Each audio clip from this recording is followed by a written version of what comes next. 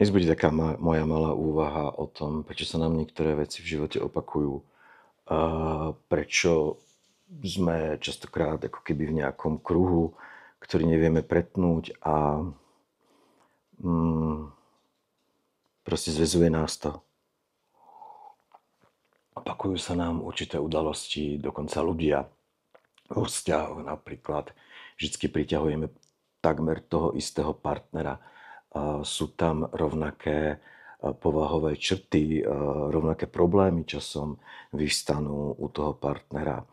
A samozrejme deje sa to aj mne a za tých pár rokov môjho života, 57, a samozrejme nie od malička, ale keď som začal vnímať tú realitu a začal som vnímať určité súvislosti, myslím, že to bolo po mojej 20, tak som mnoho vecí pochopil a mnoho vecí mi tak stále zacvakáva, ako keď skladáte puzzle a dávate tie kúsky a vlastne vidíte výslednú fotografiu, respektíve nevidíte ju ešte stále, lebo stále tie posledné kúsky nezacvaknú možno až na konci vášho života a v niektorých prípadoch ani na konci života neuvidíte výslednú fotografiu.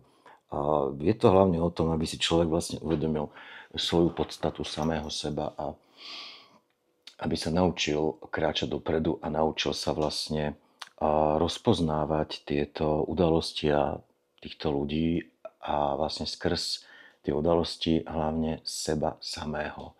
Pretože to my priťahujeme tie udalosti, my priťahujeme tých ľudí a budeme ich priťahovať dovtedy, dokiaľ my v sebe niečo nezmeníme. Ja som bol teraz pred 3 týždňami na kape, možno to niektorí ľudia poznajú.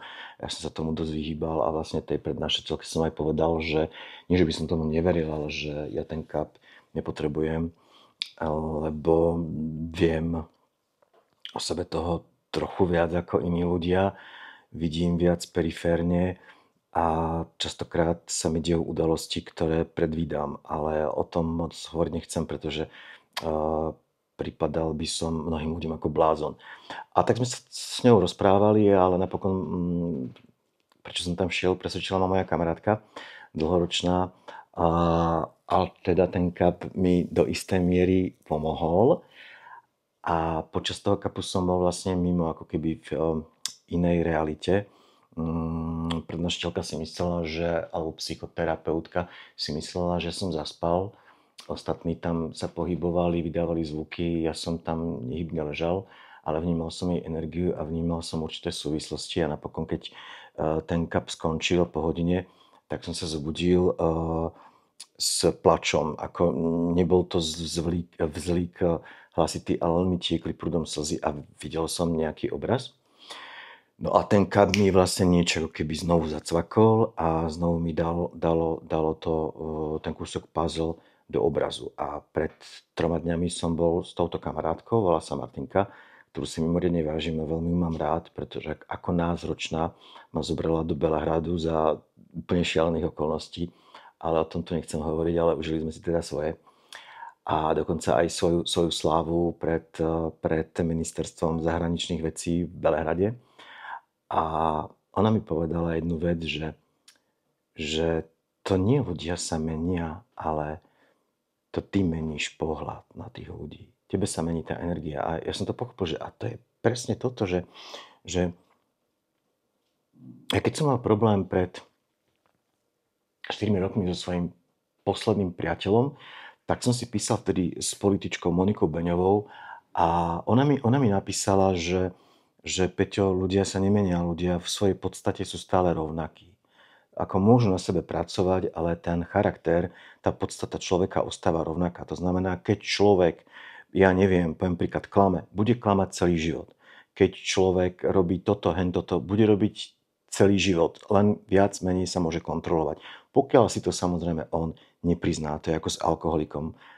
Nemôžete poslať alkoholika ani len spomenúť, aby sa šiel liečiť, pokiaľ si to on sám neuvedomí. Ako náhle si to uvedomí, tak začne na sebe pracovať. Ale stále bude alkoholik, len abstinujúci.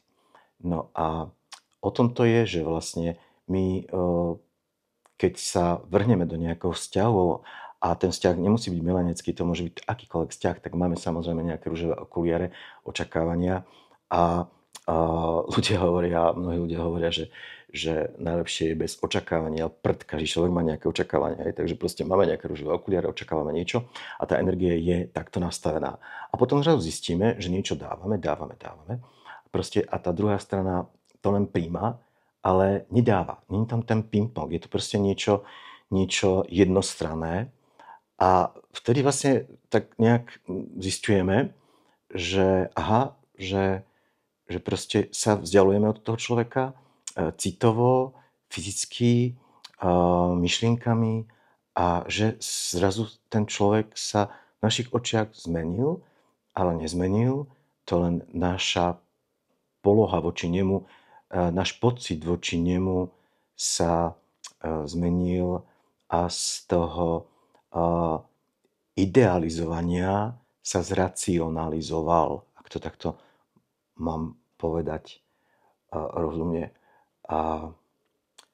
Ale prečo je to tak, že prečo priťahujeme práve takýchto ľudí, že prečo sú to ľudia, ktorí nás určitú chvíľu potrebujú, ale to je úplne v poriadku, len ja som si za tie roky všimol jednu dôležitú vec, že v mojom živote sa ocitli jednotlivci skupiny ľudí, ktorým som pomáhal na úkor seba, či už to boli bezdomovci, či už to boli, ja neviem, Ukrajinci a tak ďalej, že robil som veci, ktoré som mal potrebu, mal pocit, že to musím urobiť, lebo je to správne, ale bolo to na úkor mňa, na úkor mojej komfortnej zóny, mojich financií, mojich emócií, mojich citov.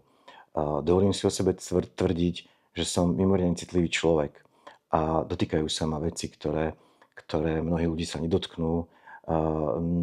Nikdy som sa nesprával ako egoista. Na druhej strane ľudia o mne hovoria, že som egocentrik, ako v pohode. Čo viem isto, poznám svoju hodnotu. Toto som vždycky vedel o sebe. Vedel som, čo chcem od života a toto ma sprevádzalo už od základnej školy a nemal som ten pocit tej falošnej skromnosti, ale vôbec skromnosti. Ja som nebol vlastne nikdy v živote skromný. Keď som vyhrával súťaže, olympiády a tak ďalej, tak som si to uvedomoval, tak ako som si uvedomoval, že som vystavoval v New Yorku, v Dubaji, v Prahe a uvedomujem si stále, že som dobrý fotograf, že som dobrý psychológ, že dokážem ľudí vnímať, dokážem ľudí naštartovať a priťahujem takýchto ľudí, ale v určitom momente si človek povie dosť, pretože opakujú sa mu tie vzorce.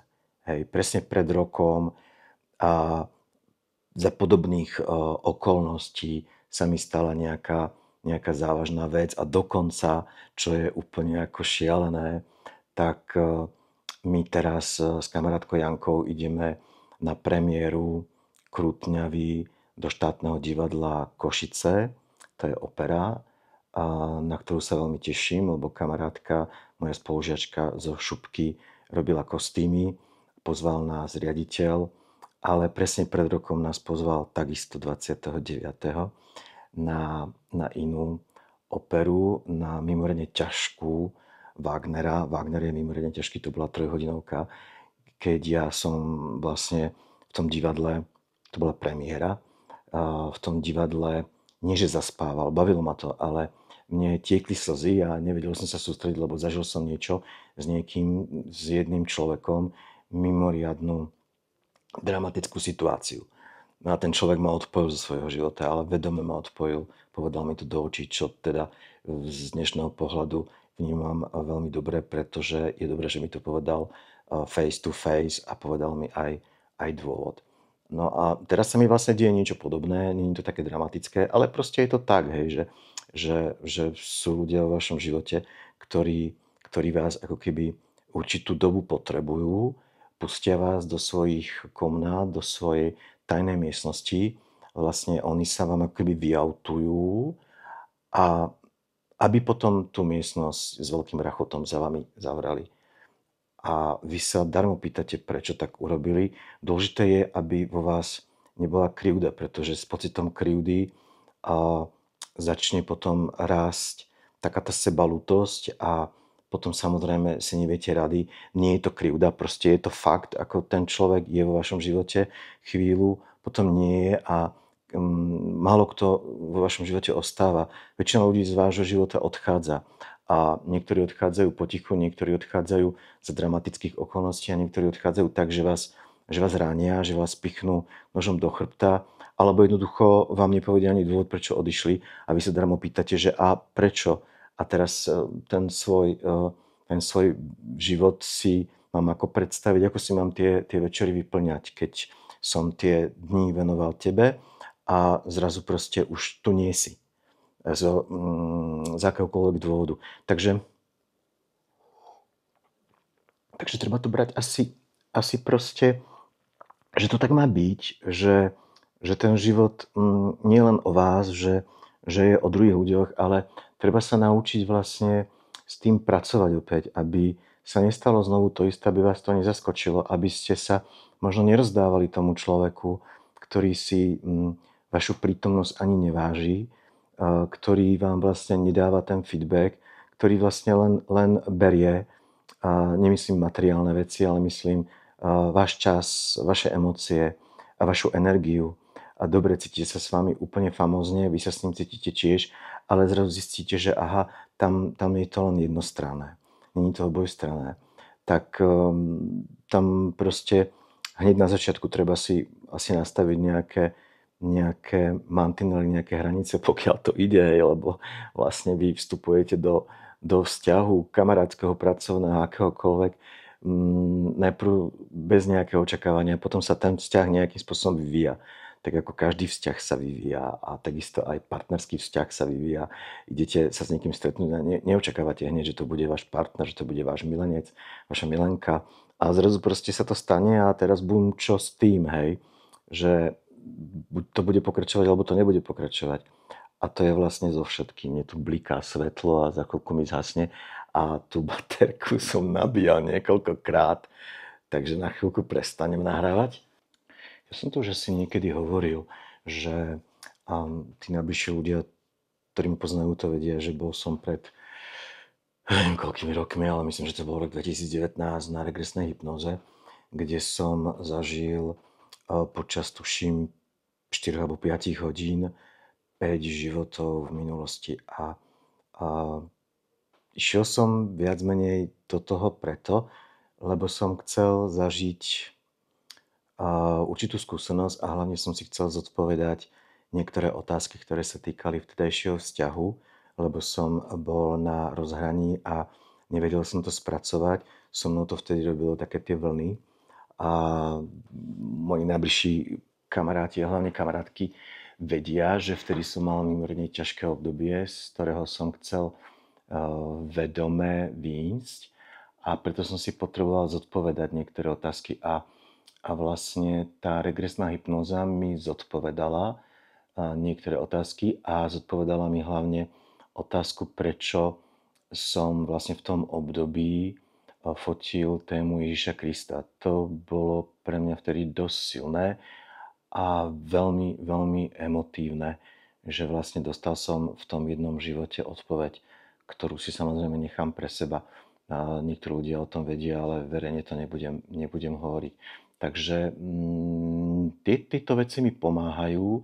Samozrejme, nie som ten typ človeka, ktorý je premotivovaný, aj keď sa tvárim šťastne a som šťastný celý život, pretože môj život je zložený z mnohých, ale fakt z mnohých ľudí, z mnohých udalostí. Žijem extrémne rýchlo. Zároveň ten život alebo samého seba vnímam pomaly. Ja mám ten pocit, ako keby som plával ako list na pokojnej hladine vody. Že naučil som sa obrovskej trpezlivosti.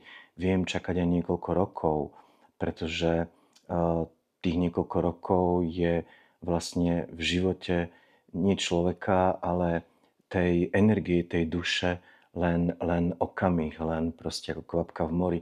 Takže pre mňa nie je nič nemožné a nechcem mať všetko hneď, ale samozrejme, keď po niečom túžim, tak je to účelové.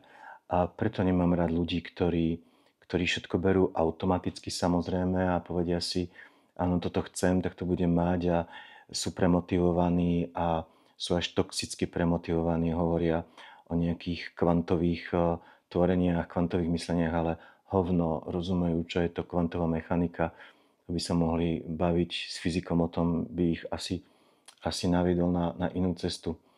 A čo som zistil za posledné roky, tak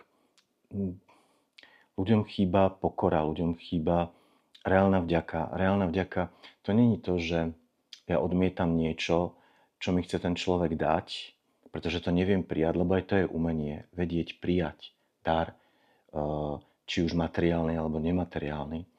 A ja som to takedy tiež nevedel a naučil som sa to vďaka jednému človeku z Prahy, s ktorým som chvíľu žil a ktorý bol pornoherec a robil VIP eskorta a mnohému ma naučil. A vtedy sme vytvorili neskutočne krásne fotografie, na čo mám nádherné spomienky. Ale keď už príjmem, tak reálna vďaka není to, že ja tisíckrát slovne alebo textom, áno Miuša, poď ku mne, poďakujem. Tam stačí raz, alebo možno ani nie, ale tam ide o ten feeling, ktorý cítite od toho človeka, či je vďačný za to, čo má, alebo za to, čo od vás dostal, za to, že ste s ním, za to, že trávite namiesto svojho voľného času s ním, že mu vyplňate život, pretože mu niečo chýba, tak ho posúvate nejakým spôsobom dopredu. A potom tá pokora, to sú tie veci veľmi základné, vďaka pokora, pretože bez pokory neexistuje to srdce, ktoré je reálne, že to robíte srdcom, pretože mňa sa napríklad ľudia pýtali, keď som začal fotiť tie témy v roku 2013, ktoré som fotil, že prečo to fotím, že to sú proste fotografie, ktoré sú nepredajné, ktoré proste mi nezaručia zisk, ktorý... A naozaj to tak bolo, že ja som fotil tú tému Ježiša Krista, akty som robila a príbehy hlavne som robil, a dosť hlboké príbehy, napríklad Prievozníka, a bol som v období, keď som nemal čo jesť, keď som nemal zaplatiť nájom, keď som dlhoval nejakých 8,5 tisíc za nájom a proste už to išlo dole, ale ja som stále si veril, že to proste má význam, lebo pre mňa to malo význam, mňa to naplňalo a išiel som vlastne dopredu a prelomilo sa to vlastne tým, že začali mať o mňa záujem galérie, začali mne písať časopisy, nie slovenské samozrejme, pár českých, ale hlavne zahraničné, francúzske, anglické, americké hlavne, austrálske, čo pre mňa bolo vtedy úplná topka, že robili so mnou článok na 8 strán v časopise DNA, čo je jeden z najväčších LGBT časopisov, ktorý sa tlačí v printovej verzii a má niekoľko miliónový náklad. A to sú verzie, že je austrálske vydanie, americké vydanie a tak ďalej. No a tak zvonár tam bol a dokonca bol uvedený na titulke, že URZVA doma. A to sú veci, ktoré potom vás naplnia takou radosťou, že to nerobíte zbytočne. Čiže ak niečo robím len preto, že to robím a že chcem byť niekde na sociálnej sieti na vrchu a že kvôli tomu, aby som mal z toho nejaký zisk, samozrejme treba aj pracovať, aby človek zarábal, ale to umenie proste je o niečom inom. Je veľa ľudí, múdrych ľudí, nechcem ich nejak podceňovať, sú múdri, áno, starší hovorili, že tie tvoje fotografie proste nemajú absolútne žiaden zmysel, pretože ty treš biedu, ty nezarábaš a ty rob niečo užitočné pre seba, pre ľudí. Nepočúval som ich samozrejme. Hej. Pokiaľ budete počúvať takýchto ľudí, tak síce môžete sa dostať ďaleko, čo sa týka financií, čo sa týka zázemia, ale vnútorne a sa nedostanete nikam a v podstate nevytvoríte nič, čo by sa druhým ľuďom páčilo, čo by ich chytilo treba za srdce. Takže to chcem povedať, tvoriť srdcom. Pokora, srdce, láska a vďačnosť. To sú dôležité veci a potom nemáte potrebu bojovať s egom. Tí ľudia okolo mňa za poslednú dobu neskutočne bojovali so svojím egom. Ten chalanisko pred rokom vďaka tomu egu padol a tam to bolo tak dramatické, že zasahovala polícia a záchranka a pre mňa to znamenalo vtedy neskutočný šok, pretože toho človeka som miloval a jednoducho videl som, ako odchádzal. Ale potom samozrejme sa dával do poriadku, hej. To už je niečo iné. Takže to ego asi treba sa naučiť s tým pracovať. Ja chápem, že keď vám niekto hovorí o tom, že máte vysoké ego, tak práve preto, že ak to ego vysoké máte a vlastne masírujete si ho nejakým spôsobom, tak to, že vám niekto hovorí pozor, pozor, to je ego, tak je to pre vás nepríjemné. Ja som to zažil, keď som mal vysoké ego, keď mi jedna baba hovorila, vieš čo, to ego je tvoje vysoké, že a nebudem ti to hovoriť, pretože to je ako hádzať perly sviniam, ktorý som to nechápal a urazil som sa, samozrejme. Ale prišiel čas, keď som to pochopil, keď mi to ego padlo a teraz sme s tou babou veľmi dobrí kamaráti a ja vlastne robím správu sociálnych sietí pre jej penzión a mimoriadne si ju vážim. A o tomto je, keď je to mladý človek, ktorý proste tieto hodnoty nemá, tak viete, keď ho spoznávate, stretávate sa s ním a možno tým rozhovorom sa o niečo snažíte, ale to je zase to, že snažíte sa ho zmeniť a človeka by ste nemali meniť.